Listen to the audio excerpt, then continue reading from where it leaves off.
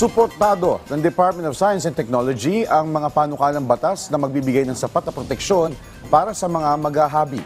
May mga paraan naman ng DOST kung paano matutukoy ang peking tela na ginamit sa paghahabi. Si Rod Lagusad sa detalye. Sa gitna ng mga naglalabasang peking handloom weaving, pangunahing apektado dito ang mga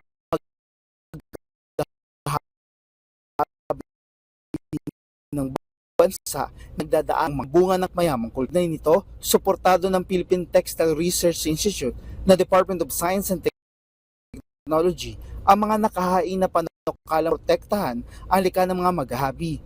Ayon kay PTRI Director Julius Leaño Jr., may nakahain sa Senado sa tulong na rin ni Senator Loren Legarda sa ilalim ng cultural protection. Hindi po kasi appropriate as it is yung Intellectual Property Code to protect the intellectual properties nandun sa mga tela. Rather than amending it, there's an Omnibus Cultural Protection Act being pushed now in the Senate. I know meron na rin counterparts sa House of Representatives. Anya, tuloy-tuloy naman ang kanilang pakikipag-ugnayan sa Department of Trade and Industry kung saan pagdating sa ginagawang misrepresentation, ito ay maituturing na paglabag sa consumer welfare. Kaugnay nito, kanilang pinaigting pa ang awareness pagdating dito para malaman ng publiko na may paglabag dito. Pagdating naman sa fiber, patuloy ang kanilang pakikipag-usap sa Department of Agriculture dahil ang pagkakaroon ng permit to transfer ng fiber ay paraan para malaman na ito ay galing sa isang sakahan. We develop a yarn na meron siyang covert marking. Pag covert, ibig sabihin hindi mo alam kung anong itsura niya under normal light. Patayin mo yung ilaw, mag-shine ka ng blue light, may lalabas na color signature. Yung color signature na yun, specific siya dun sa weaver na yun.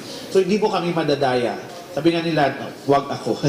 Anya, kasama ito sa kanilang mga innovation na maaaring gawin sa cotton, silk at abaka. Sa bahagi ni Secretary Renato Soldom Jr., ito ay nakakabahala. For our part, marking would be, and education would be the approaches.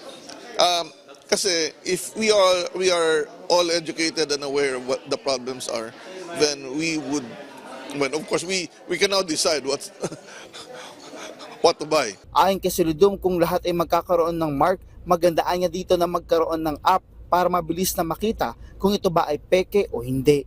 Rod Lagusad para sa Pambansang TV sa Bagong Pilipinas.